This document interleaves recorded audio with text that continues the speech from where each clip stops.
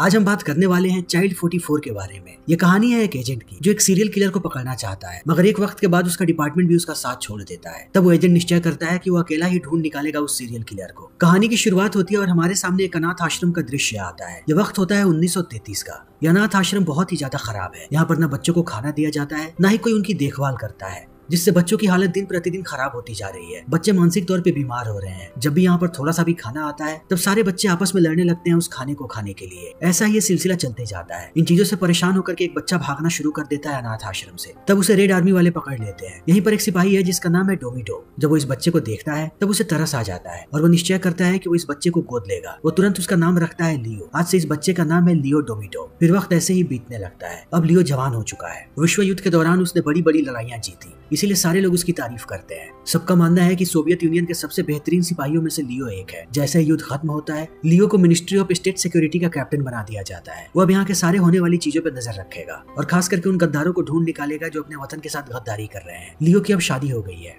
उसकी पत्नी का नाम है राइजा। जल्दी ही लियो को एक गद्दार के बारे में पता लगता है जिसका नाम है ब्रॉडस्की। वो अपनी पूरी टीम को लेकर के पहुंच जाता है उसके घर पे, मगर हर जगह ढूंढने के बाद भी उन्हें ब्रॉडस्की कहीं भी नहीं मिलता। तब लियो जाता है उसके पड़ोसी के पास और उससे पूछताछ करना शुरू कर देता है। उसकी पड़ोसी जानती है कि अगर उसने सच्चाई नहीं बताई तब उसके साथ भी बुरा हो सकता है। वो इन्हें बताती है एक फार्म के बारे में। लियो अपनी टीम को लेकर के पहुंचता है फार्म में। तब उसे एक परिवार नजर आता है। ये परिवार इन्हें देख करके बहुत ही ज्यादा डर जाता है। तब लियो उन्हें समझाता है कि हम यहाँ पर सिर्फ ब्रॉडस्की को ढूंढने आए हैं, तुम लोग हमें बता दो कि ब्रॉडस्की कहाँ पे है। फिर किसी को कुछ भी नहीं होगा। ये लोग बता देते हैं कि वो खेतों के अंदर छुपा हुआ है। तब लियो आगे जाता है ब्रॉडस्की को पकड़ने के लिए। वहीं दूसरी तरफ हम वेस्लीज नाम के एक सिपाही को देखते हैं। वो एक सनकी है। वो तुरंत पूरे परिवार को बाहर निकालता है और उन्हें पीटना शुरू कर देता है। वो सबसे पहले इनके माता पिता को गोली मारता है। दूसरी तरफ हम देखते हैं कि लियो ने ढूंढ लिया है ब्रॉडस्की को। जब तक उसे लेकर के आता है, देखता है कि वेस्ली ने माता पिता को मार दिया और अब वो 2 बच्चियों को मारने वाला है। इस चीज को देखने के बाद लियो भड़क जाता है वेस्लीज पे। वो उसे रुकने के लिए कहता है, मगर जब वेस्ली नहीं रुकता तब लियो उसे पीटना शुरू कर देता है। ये बात वेस्लीज को बहुत ही ज्यादा बुरी लगती है कि उसके पूरे टीम के सामने लियो उसे पीट रहा है।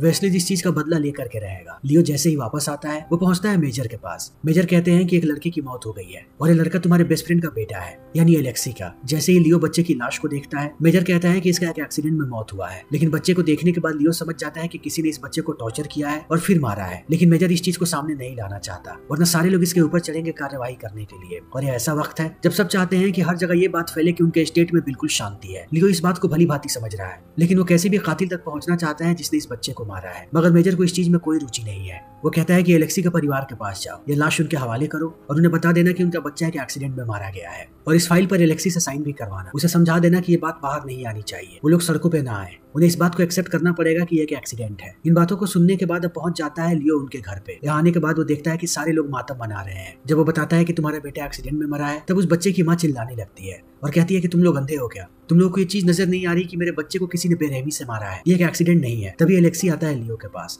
लियो उसे समझाता है कि अगर तुम लोगों ने इस पर साइन नहीं किया तो मेजर की टीम तुम लोगों को गद्दार घोषित करके गोली मार देगी। अपने बचे हुए परिवार के बारे में सोचो। इन बातों को सुनने के बाद एलेक्सी पेपर पर साइन कर देता है और लियो चला आता है वापस। मगर लियो बहुत ही ज्यादा दुखी है। वो जानता है कि यह गलत है। एक मासूम बच्चे की मौत हुई है। वो कैसे भी उस सीरियल किलर तक पहुंचना चाहता है। वो अपनी टीम को कहता है कि वो बच्चे की दोबारा ऑटोप्सी करे। तभी इस बारे में पता लग जाता है मेजर। मेजर बुलाता है लियो को और उसे कहता है कि ब्रॉडस्की ने अपना कन्फेशन दे दिया। उसने 7 लोगों का नाम लिया है। वो सातों एक स्कूल में पढ़ाते हैं। तुम्हें पता है वो स्कूल कौन सा है? जहाँ पर रेजा भी टीचर है और उन 7 लोगों में से एक नाम रेजा का है। इन बातों को सुनते ही लियो समझ जाता है कि मेजर ऐसा क्यों कर रहा है। उसे पता लग गया है कि लियो ने बच्चे की फिर से ऑटोप्सी करवाई है और वो सीरियल किलर तक पहुंचना चाहता है। इसीलिए मेजर किसी भी बहाने से उसकी पत्नी और उसे फंसाएगा किसी केस में। मेजर कहता है कि इन 7 लोगों को मैं इतनी जल्दी नहीं पकड़ना चाहता। मैं चाहता हूँ कि पहले हम एक इन्वेस्टिगेशन करें। तुम अपनी पत्नी की इन्वेस्टिगेशन करो और जल्दी ला करके मुझे रिपोर्ट दोगे। लियो चला जाता है रेजा को इन्वेस्टिगेट करने। इसी बीच वो देखता है कि रेजा किसी आदमी से बात कर रही है। ये बात लियो को बिल्कुल भी अच्छी नहीं लगती। वो गुस्से में चला आता है घर पे। तभी वेस्ली आता है अपनी पूरी टीम को करके। अंदर आकर के वो हर जगह तलाशी लेता है। जब लियो उससे पूछता है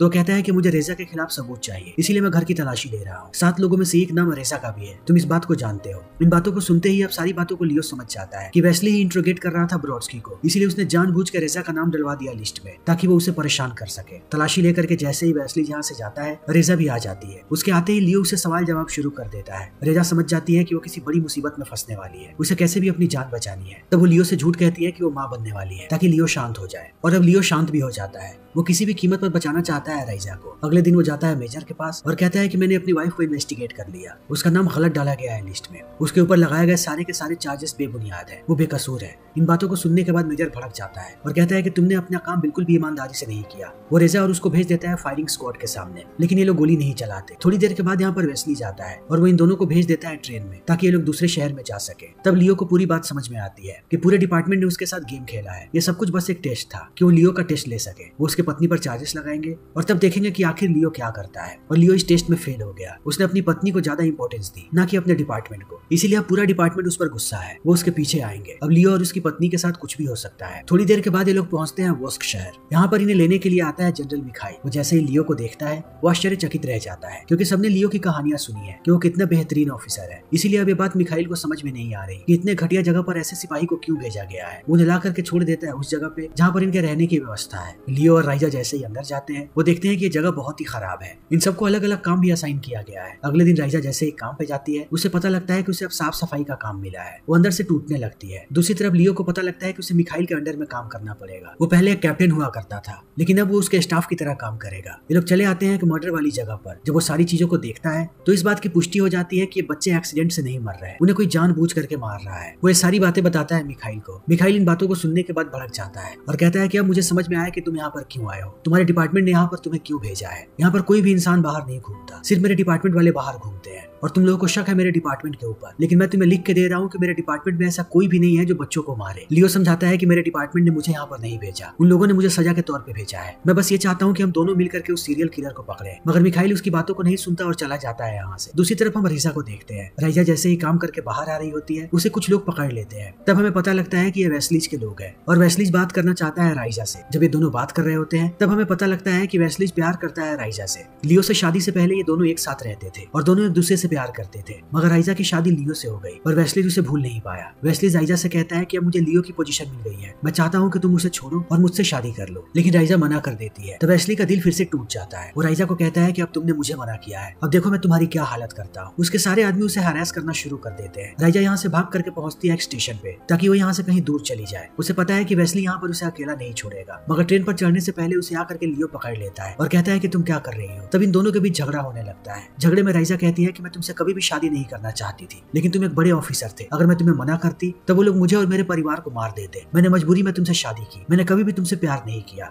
इन बातों को सुनने के बाद अब लियो समझ जाता है कि राइजा प्रेग्नेंट नहीं है, वो अब तक उससे झूठ बोल रही थी। अब धीरे धीरे करके लियो टूट रहा है। अगली सुबह उसे पता लगता है कि रेलवे ट्रैक पर एक आदमी की लाश मिली है। जब वो आदमी के फाइल को देखता है तब उसे पता लगता है कि इस आदमी पर पहले भी चार्जेस लगे हैं कि इसने बच्चों को मारा है और अब डिपार्टमेंट के पास सुनहरा मौका है। जितने भी बच्चे मारे गए हैं वो सबके चार्जेस इसी आदमी पर लगा करके केस को हमेशा के लिए बंद कर देंगे। और ऐसा ही होता है। अब धीरे धीरे करके ये केस बंद होने वाला है, मगर लियो सच्चाई को जानता है कि ये लोग क्या करने की कोशिश कर रहे हैं। वो अपनी तहकीकात को आगे बढ़ाने के लिए जाता है रेलवे ट्रैक पर जहाँ पर उस आदमी की लाश मिली थी। तभी वो देखता है कि राइजा यहाँ से भाग रही है, वो दूसरे शहर में जाना चाहती है। लियो उसे रोकता है और कहता है कि हमारे बीच अब तक जो कुछ भी हुआ मैं उसके लिए माफी मांगना चाहता हूँ। मैं चाहता हूँ कि हम एक नई शुरुआत करें, मुझे अब तुम्हारी जरूरत है, मैं चाहती हूँ कि तुम मेरी मदद करो। इन बातों को सुनने के बाद राइजा कंफ्यूज हो जाती है और कहती है कि मैं तुम्हारी मदद कैसे कर सकती हूँ। लियो कहता है कि कोई सीरियल किलर है जो एक एक करके बच्चों को मार रहा है, मुझे उसे पकड़ना है और उसे पकड़ने में तुम्हारी मदद की जरूरत पड़ेगी। राइजा मान जाती है। ये दोनों सबसे पहले पहुंचते हैं मिखाइल के पास और एक एक करके सारी बातों को बताना शुरू करता है लियो कि सीरियल किलर ने बहुत सारे बच्चों को मारा है, उसने मेरे दोस्त के बेटे को भी मारा था। जब मैंने उसकी ऑटोप्सी करवाई तब मुझे पता लगा कि उसके बहुत सारे ऑर्गन्स गायब है। इस सीरियल किलर ने सबके साथ यही किया है, वो उनके ऑर्गन्स निकालता है और मार देता है, हमें उसे कैसे भी पकड़ना पड़ेगा। इन बातों को सुनने के बाद मिखाइल भड़क जाता है और कहता है कि तुम्हें क्या बात समझ में नहीं आ रही, तुम यहाँ पर मॉस्को से आ रहे हो, इस बात को तुम जानते हो कि स्टेट डिपार्टमेंट क्या कर रहा है। स्टेट एजेंसी वाले कभी नहीं चाहेंगे कि ये बात बाहर आए, वो इस केस को दबाना चाहते हैं। अगर मैंने कुछ भी मुंह खोला तो वो लोग मुझे भी मरवा सकते हैं, मैं स्टेट के खिलाफ नहीं जा सकता और हमारे पास कोई सबूत भी नहीं है कि हम इस बात को प्रूव करें। लियो कहता है कि एक सबूत है, जब मेरे दोस्त का बेटा मारा गया था तब उस कातिल को एक औरत ने देखा था, उस औरत ने अगर गवाही दे दी तो हम उस कातिल को पकड़ सकते हैं, मगर वो औरत मॉस्को में है। इन बातों को सुनने के बाद मिखाइल कहता है कि अगर सच में उस औरत ने कातिल को देखा है तो उसे लेकर के आओ। उस औरत का बयान लेने के लिए दोनों पहुंच जाते हैं मॉस्को और सबसे पहले जाते हैं एलेक्सी के पास। एलेक्सी लियो को देख करके भड़क जाता है। तब लियो उसे पूरी बात समझाता है कि आखिर वो यहाँ पर क्यों आया है। वो कहता है कि मैं उस उस सीरियल किलर को ढूंढ रहा हूँ, अब मुझे तुम्हारी मदद चाहिए। एक औरत ने उस रात किलर को देखा था,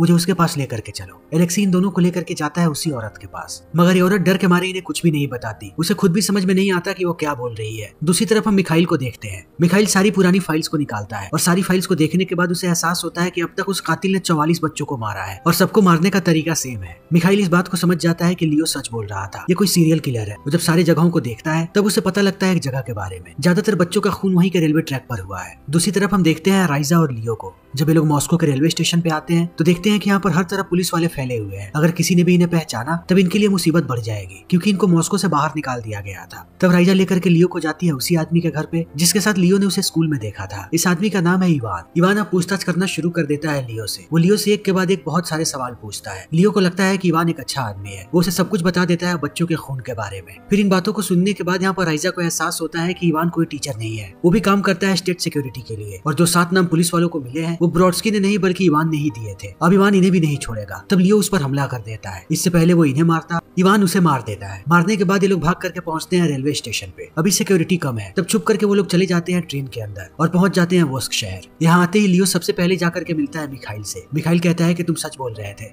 मैंने सारे फाइल्स को देखा। उस आदमी ने अब तक 44 बच्चों को मारा है और ज्यादातर खून एक रेलवे ट्रैक के पास हुए हैं। मुझे लगता है कि वो किलर रेलवे ट्रैक के पास ही काम करता है। वहाँ पर एक फैक्ट्री है, हमें उस फैक्ट्री में जाना चाहिए। लियो कहता है कि कल हम उस फैक्ट्री में जाएंगे। इतना कहने के बाद वो जैसे ही घर आता है देखता है कि वेस्ली अपनी पूरी टीम को लेकर के आ गया है, यानी कि उसे इवान के मौत के बारे में पता लग गया। वो इन दोनों को पकड़ता है और टॉर्चर करना शुरू कर देता है। वो बार बार कहता है कि इस चीज को एक्सेप्ट करो कि तुम लोगों ने मारा है इवान को। लेकिन जब ये लोग इन बातों को एक्सेप्ट नहीं करते तब वो कहता है कि अब मैं तुम लोगों को भेजूंगा कैंप में, जहाँ की जिंदगी मौत से भी बदतर है। वो बैठा देता है ट्रेन में। लेकिन ट्रेन के अंदर ये लोग देखते हैं कि इनके अलावा बहुत सारे लोग हैं। थोड़ी देर के बाद ये सारे लोग बताते हैं कि उन्हें वेस्लीज ने भेजा है कि ट्रेन के अंदर ही इन दोनों को मार दिया जाए। सारे लोग हमला करने लगते हैं इन दोनों पे, मगर अपनी जान बचाने के लिए ये लोग भी लड़ना शुरू कर देते हैं। देखते ही देखते वो सबको मारते हैं और ट्रेन से नीचे कूद जाते हैं। इन्हें पता है कि वेस्ली इतनी आसानी से इन्हें नहीं छोड़ेगा, वो आगे ही इंतजार कर रहा होगा। और ऐसा ही होता है। वेस्ली अगले स्टेशन पे ट्रेन को रुकवाता है और तलाशी लेना शुरू कर देता है। जब वो सारे लोगों की लाशों को देखता है तब वो आग बबूला होने लगता है अंदर से और गुस्से में पहुंचता है मॉस्को। तब हम मेजर को देखते हैं जो लियो पर गुस्सा है। यहाँ पर हमें पता लगता है कि मेजर और लियो ये दोनों हमेशा से मिले हुए थे। वेस्ली नफरत करता था लियो से और मेजर को ये बात पता लग गई थी कि थोड़े समय के बाद लियो को प्रमोट कर दिया जाएगा और उसे मेजर की पोजीशन मिल जाएगी, इसीलिए वो भी नफरत करने लगा था लियो से। तब इन दोनों ने मिलकर के लियो को फंसाया और इनकी प्लानिंग थी कि वो लियो को मरवा देंगे उसकी पत्नी के साथ, मगर वेस्ली उन्हें नहीं मार पाया। और इसी चीज के लिए अभी मेजर डांट रहा है कि जब तक लियो जिंदा है हमारे साथ कुछ भी हो सकता है, इसीलिए अब जितनी जल्दी हो सके जाकर के लियो को मार दो। इन बातों को सुनते ही वेस्ली पहुंचता है एलेक्सी के पास और उसे कहता है कि मुझे पता है कि तुमने बात किया था लियो से, मुझे बताओ कि तुम्हें लियो ने क्या कहा, वरना मैं तुम्हें मार दूंगा। वेस्ली कहता है कि लियो अभी भी उस बच्चे के खूनी को ढूंढ रहा है। उन्हें पता लगा है एक फैक्ट्री के बारे में जो रोस्तों में है, शायद वो वहीं पर होगा। ये जानकारी मिलते ही वेस्ली एलेक्सी को मार देता है। दूसरी तरफ हम देखते हैं लियो को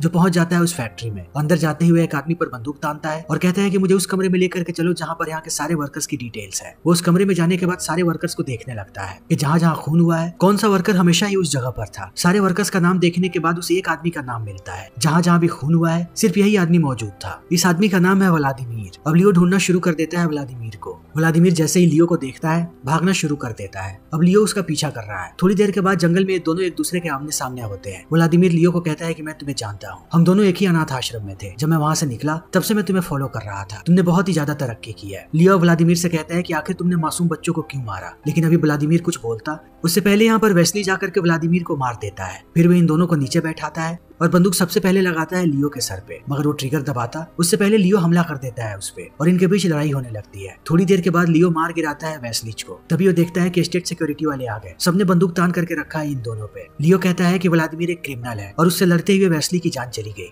सबको इस बात पे भरोसा हो जाता है। वो लियो को ले जाते हैं वापस। धीरे धीरे अब सच्चाई सबके सामने चली आती है कि आखिर इन लोगों ने क्या किया था। ये बात जैसे ही सीनियर्स के पास पहुंचती है लियो के ऊपर से सारे चार्जेस को हटा दिया जाता है। लियो जाकर के मिलता है अपने सीनियर से। उसके सीनियर बताते हैं कि हमें मेजर के बारे में भी पता लगा, उसे अब कैंप में भेज दिया गया है, वो पूरे डिपार्टमेंट को खराब कर रहा था। अब हम चाहते हैं कि तुम उसकी जगह लो। लियो कहता है कि नहीं, मैं अब सिक्योरिटी डिपार्टमेंट में नहीं जाना चाहता। मैं चाहता हूँ कि हर एक स्टेट में एक होमोसाइड डिपार्टमेंट बनाया जाए। बहुत सारे कातिल खुलेआम घूम रहे हैं, मैं उन्हें पकड़ना चाहता हूँ। इन बातों को सुनने के बाद उसका सीनियर भी राजी हो जाता है कि वो लोग एक नए डिपार्टमेंट को बनाएंगे और उस डिपार्टमेंट को लीड करेगा लियो। लियो खुशी से आता है घर पे और राइजा के साथ जाता है एक अनाथ आश्रम में। वहाँ जाने के बाद उसे वही 2 बच्चियां नजर आती हैं जिसके माता पिता को वेस्ली ने मार दिया था जब ये लोग ब्रॉडस्की को पकड़ने गए थे। लियो और राइजा ये दोनों इन दोनों बच्चियों को गोद ले लेते हैं और अब इनका परिवार पूरा हो चुका है। इसी के साथ ये फिल्म यहीं पर खत्म हो जाती है। तो दोस्तों, अगर आपको हमारी ये वीडियो पसंद आई हो तो इसे लाइक करें, शेयर करें और चैनल को सब्सक्राइब करें। Thank you.